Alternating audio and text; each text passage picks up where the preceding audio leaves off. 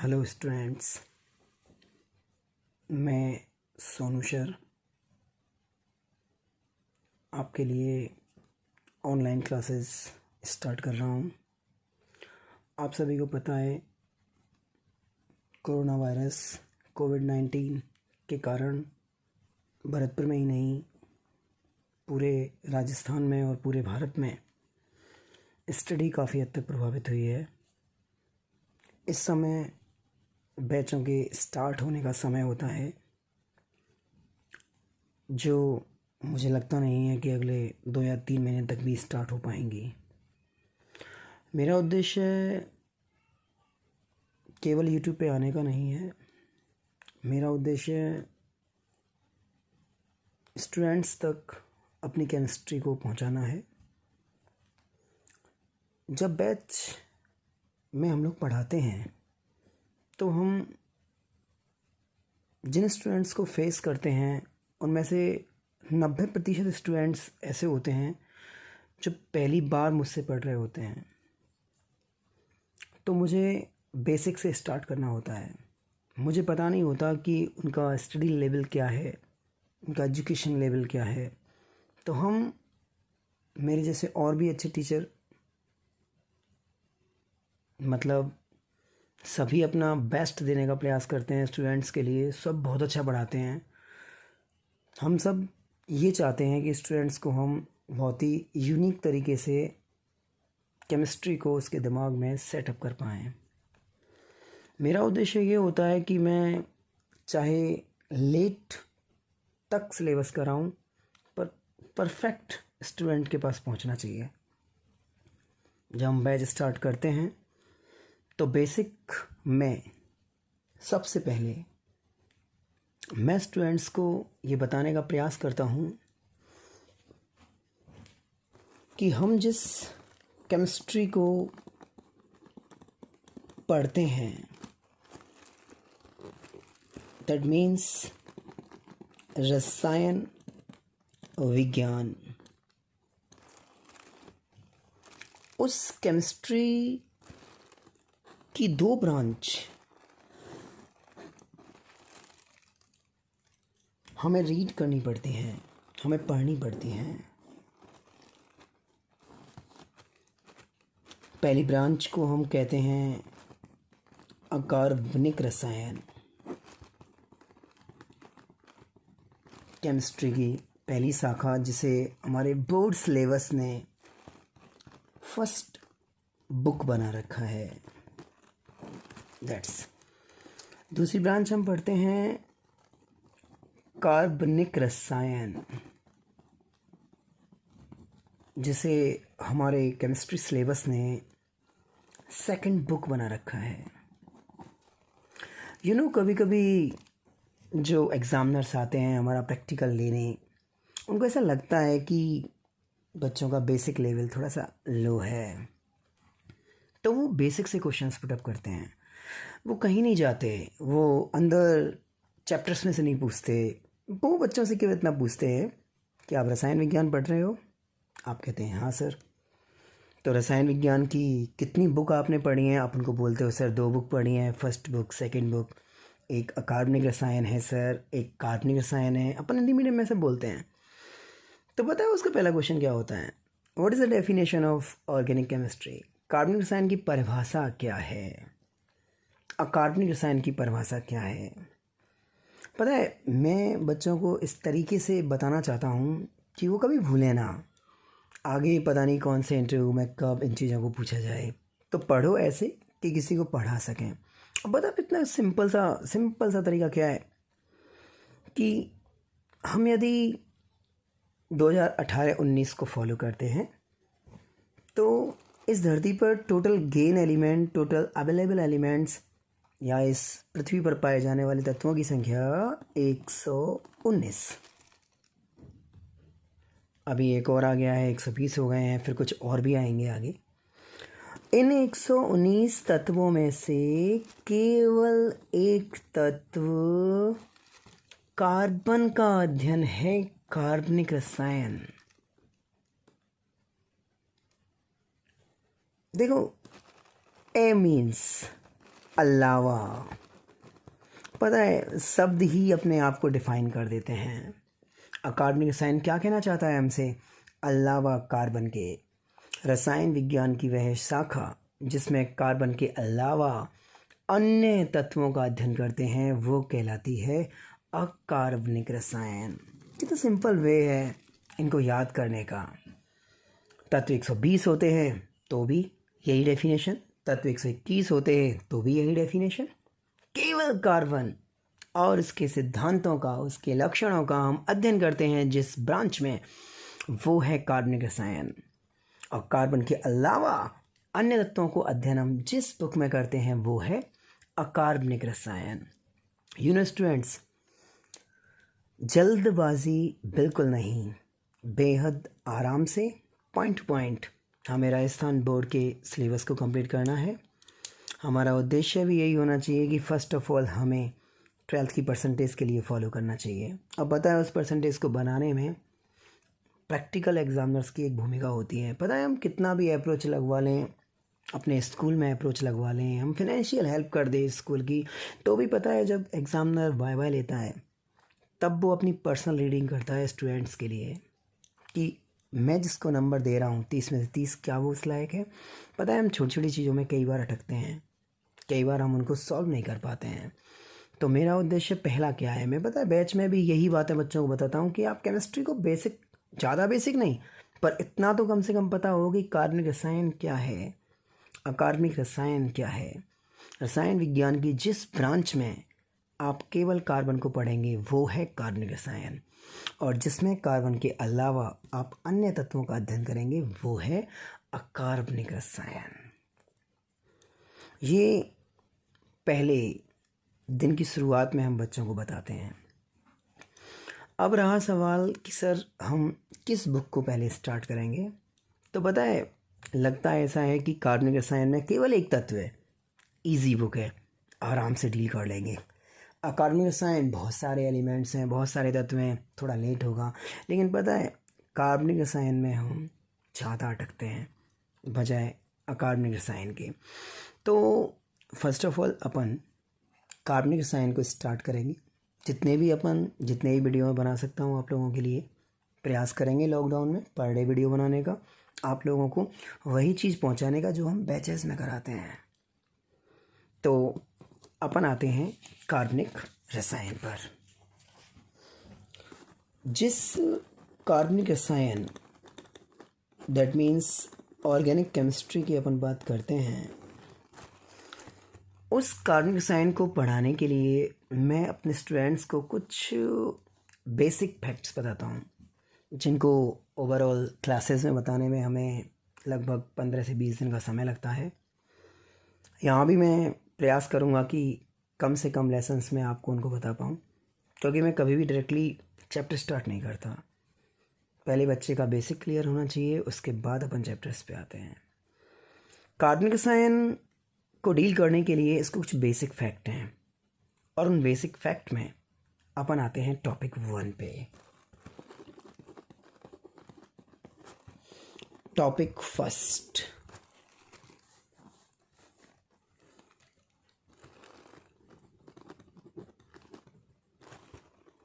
Carbon की डिग्रियां। Carbon को डिग्री के आधार पर कितने भागों में बांटा गया है, कार्बन को रिप्रेजेंट कैसे करते हैं, डिग्रियों के आधार पर कार्बन को क्लासिफाइड कैसे करते हैं, उसका वर्गीकरण कैसे करते हैं, ये हमें टॉपिक 1 में पढ़ना पड़ेगा। और पता है ऑर्गेनिक केमिस्ट्री के प्रत्येक चैप्टर में आपको कार्बन की डिग्रियों का नॉलेज होना बहुत ज़रूरी है। उसके बिना आप चैप्टर रीड नहीं कर सकते। 100% कह रहा हूँ मैं इस बात को। वैसे तो बहुत छोटी चीज़ है, 11th में सब सीख के आते हैं, सबको ऐसा लगता है कि कार्बन की डिग्री तो हम सब जानते हैं।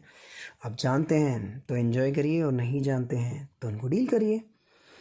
कार्बन की डिग्री बताने से पहले मुझे बच्चों को ये भी बताना होता है, जैसे मैंने इसको डिज़ाइन किया, मैंने बच्चों से पूछा भाई ये क्या है। पता है जब बहुत बड़ी संख्या में स्टूडेंट्स अवेलेबल होते हैं और हमें ये डिफ़र करना पड़ता है कि कौन साइंस के स्टूडेंट हैं, कौन नॉन साइंस स्टूडेंट हैं। तो बस हमें बोर्ड पे ये जेड बनाना होता है। जो नॉन साइंस स्टूडेंट हैं वो बोलते हैं कि ये जेड है, जो साइंस के स्टूडेंट हैं वो बोलते हैं नहीं सर जेड नहीं है सर, हमें थोड़ी सी नॉलेज है, हम जानते हैं कि जहाँ रेखाएं मिलती हैं, आई लाइक टू से कॉर्नर, वहाँ पे कार्बन होता है।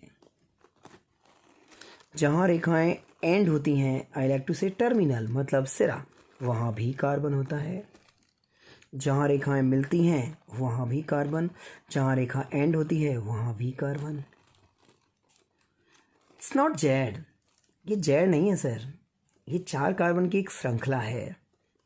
पता है सबसे पहला तरीका बच्चों को बताने का क्या होता है, कभी भी हमें कार्बन को रिप्रेजेंट करना है तो हम एक शॉर्ट स्टाइल लेते हैं जो कार्बन के साथ साथ नाइट्रोजन ऑक्सीजन को भी रिप्रेजेंट करती है। CNO 432, मेरे फॉर्मर स्टूडेंट्स इसे बहुत अच्छी तरीके से पहचानते हैं कि सोनू सर बताते हैं CNO 432 के बारे में। कार्बन की वैलेंसी 4 होती है, नाइट्रोजन की वैलेंसी 3 होती है, ऑक्सीजन की वैलेंसी 2 होती है। दैट मीन्स संयोजकता है।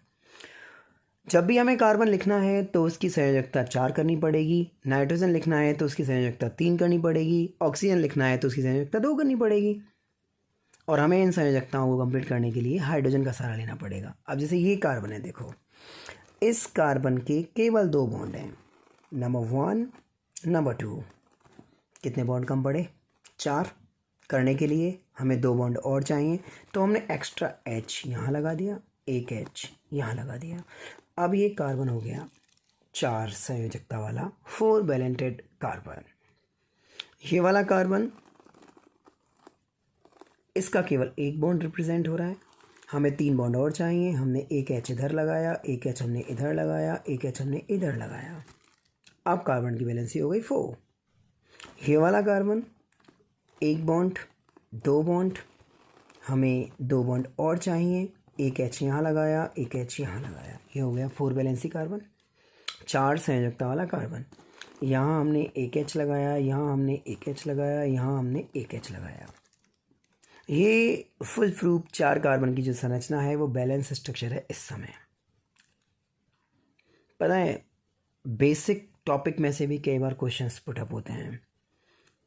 एग्जामिनर ये जानना चाहता है, प्रैक्टिकल एग्जामिनर ये जानना चाहता है कि आप क्या ये जानते हैं कि कार्बन की बैलेंसी 4 होती है, उसे हाइड्रोजन से हम कंप्लीट करते हैं। और कई बार पता है ऐसे ही क्वेश्चंस में हमें फंसाकर केवल कैलकुलेशन के क्वेश्चन दिए जाते हैं। पता है कैसे? जस्ट एग्जांपल, एक क्वेश्चन आया था काफ़ी समय पहले, उसकी डिज़ाइन कुछ ये थी। एग्जामिनर केवल और केवल ये पूछ रहा था स्टूडेंट से कि इस स्ट्रक्चर में आप कार्बन की संख्या बताइए और टोटल हाइड्रोजन की संख्या बताइए। अब देखो आर्ट वाले स्टूडेंट से अहोई आटे की माता समझ सकते हैं, कोई देवता समझ सकते हैं, लेकिन साइंस वाले स्टूडेंट डिनोट करते हैं something special. No no, carbon है इसमें, हमें काउंट करने हैं, उसकी बैलेंस ही काउंट करनी है। तो पता है उस क्वेश्चंस में ऑप्शन बनाकर कार्बन और हाइड्रोजन की संख्याओं के रेशो पूछे गए, अनुपात पूछे गए। यहाँ कार्बन लिख दिया, यहाँ हाइड्रोजन लिख दिया कि भाई बताइए इसमें carbon 22, hydrogen 38, carbon 24, hydrogen 36, carbon 22, hydrogen 36, D में लिख दिया नन। आप ऑप्शन डिनाइड करिए, ऑप्शन असेस करिए। तो बस इतना करना था कि हमें पहली क्लास का बेसिक समझना था कि सोनू सर ने हमें बताया है कि जहाँ रेखाएं मिलती हैं वहाँ कार्बन है और जहाँ रेखा एंड होती है वहाँ कार्बन है, और कार्बन की बैलेंसी पूरा करने के लिए हमें हाइड्रोजन को लगाना है। अब जैसे यहाँ रेखा एंड हो रही है तो यहाँ के एंड पर कार्बन है, उसकी बैलेंसी पूरी करनी है 1 2 3। यदि हम अलग अलग H लगाते हैं तो वो लेवल थोड़ा छोटा होता है।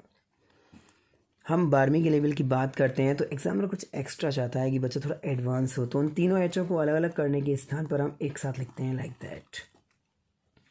3 बंद हाइड्रोजन से, 1 बंद ये ऑलरेडी है, 3 और 1 4 कंप्लीट। यहाँ मैंने कार्बन लगाया, 1 बंद 2 बंद H2 कंप्लीट। यहाँ मैंने कार्बन लगाया, पता चला H लगाने की ज़रूरत ही नहीं है। 1 2 3 4 कंप्लीट है सर। यहाँ मैंने H लगाया, पता चला यहाँ भी H लगाने की ज़रूरत नहीं है। 1 2 3 4 यहाँ मैंने कार्बन लगाया क्योंकि रेखाएं मिल रही हैं। यहाँ मुझे 2 H लगाने पड़ेंगे बैलेंसी 4 करने के लिए। यहाँ रेखा एंड हो रही है, कार्बन लगाया, बैलेंसी पूरा करने के लिए मुझे H लगाने पड़ेंगे 3। यहाँ रेखाएं मिल रही हैं, दैट मीन्स कार्बन, बैलेंसी पूरा करने के लिए 1 H लगा दिया। यहाँ रेखाएं मिल रही हैं, बैलेंसी पूरा करने के लिए 2 H लगा दिए बिकॉज मुझे 4 करना है। यहाँ रेखाएं एंड हो रही हैं, कार्बन बैलेंसी पूरा करने के लिए 3 H। यहाँ कार्बन बैलेंसी पूरा करने के लिए 2 H। रेखा एंड होती है, कार्बन बैलेंसी पूरा करने के लिए 3 H। यहाँ रेखा मिल रही है, बैलेंसी पूरा करने के लिए ओनली H। यहाँ रेखा मिल रही है, कार्बन, यहाँ तो कुछ लगाना ही नहीं है क्योंकि 1 बंद, 2 बंद, 3 बंद, 4 बंद। यहाँ कार्बन बैलेंसी पूरा करने के लिए 2 H। यहाँ कार्बन बैलेंसी पूरा करने के लिए 3 H। यहाँ कार्बन, 2 बंद ये हैं ही, 2 और। यहाँ कार्बन 3 H। यहाँ पे कार्बन कुछ लगाना ही नहीं है। 1 2 3 4 कंप्लीट है सर, 4 बंद ऑलरेडी हैं। यहाँ कार्बन 1 2 3 4 कंप्लीट है, 4 बंद ऑलरेडी हैं। यहाँ कार्बन 1 2, 2 बंदों की आवश्यकता, 2 H लगा दो। 1 2 कार्बन, 2 H लगा दो। यहाँ कार्बन 1 2 3 4 कंप्लीट है। अब यदि हम इस पूरे स्ट्रक्चर में कार्बन काउंट करें तो 1 2 3 4 5 6 7 8 9 10 11 12 13 14 15 16 17 18 19 20 21 22 टोटल कार्बन है। हाइड्रोजन काउंट करें, 2 हाइड्रोजन, 2 और 2 4, 4 और 3 7 और 2 9 और 2 11 और 3 14 17 19 20 22 25 26 28 31 33 और 36। तो आंसर जाएगा सी। अब कुछ स्टूडेंट्स को लग रहा होगा कि इतना छोटे स्तर से आंसर पढ़ा रहे हैं। एक्चुअली हमें इंटेलिजेंट बच्चों को ही नहीं पढ़ाना होता, हमें सब बच्चों को साथ लेके चलना पड़ता है, चाहे उसका लेवल कोई सा भी हो। इसलिए मैं बिल्कुल बेसिक से पढ़ाता हूँ। मैं पहले स्टूडेंट्स को कार्बन, उसके साथ हाइड्रोजन अटैच करना सिखाता हूँ, क्योंकि मैनी इंक्वायरीज़ ऐसी होती हैं जहाँ पे बच्चे कार्बन की वैलेंसीज़ को भी रिप्रेजेंट नहीं कर पाते और एग्जामिनर्स आके उनका फिर मजाक बनाते हैं। यार क्या अब ये आप आगे की बता रहे हो, आप पहले कार्बन को रिप्रेजेंट करना सीखो। तो सभी स्टूडेंट्स, चाहे वो इंटेलिजेंट हों, कम इंटेलिजेंट हों, किसी भी कैटेगरी के हों, मैं चाहता हूँ कि ऐसे क्वेश्चंस का प्रारूप कोई भी हो सकता है। आपको पता होना चाहिए कि जहाँ रेखाएं मिलती हैं वहाँ कार्बन और जहाँ रेखा एंड होती है वहाँ कार्बन। कार्बन को बैलेंस करने के लिए हमें हाइड्रोजन लगाना है। कभी भी कार्बन के अलावा और वैलेंसीज़ की आवश्यकता पड़े तो हम एक ट्रिक यूज़ करते हैं, CNO 432। कार्बन के बंध 4 होते हैं, नाइट्रोजन के बंध 3 होते हैं और ऑक्सीजन के बंध 2 होते हैं। सभी स्टूडेंट्स को कार्बन और उन पे हाइड्रोजन अटैच करने आने चाहिए। ऐसे क्वेश्चंस को सॉल्व करना आना चाहिए। बेसिक है, बहुत छोटा लेवल है, पर आप पे आना चाहिए। इस वीडियो में मैं आपको कार्बन की डिग्रियों का टॉपिक पूरे करने वाला हूँ, लेकिन ये इनिशियल वीडियो है। इसके अगले वीडियो में आप इसी टॉपिक 1 पर कार्बन की डिग्रियों को डिस्कस करते हुए देखेंगे। So that wait my next video. और ये मैं आपसे कह रहा हूँ कि लॉकडाउन में मैं जितना पढ़ा सकता हूँ, बेसिक के बाद चैप्टर स्टार्ट होंगे, आप यहाँ से मेरी वीडियो देखकर चैप्टर्स को भी रीड कर सकते हैं और मेरा लेवल वही रहेगा जो मैं अपने बैचेस में हम पढ़ाते हैं स्टूडेंट्स को। तो फियर करने की बिल्कुल आवश्यकता नहीं है। आप बहुत अच्छे ढंग से तैयारी करिए। All the best from Sonu sir. Okay, bye, good afternoon and good evening for my lovely students.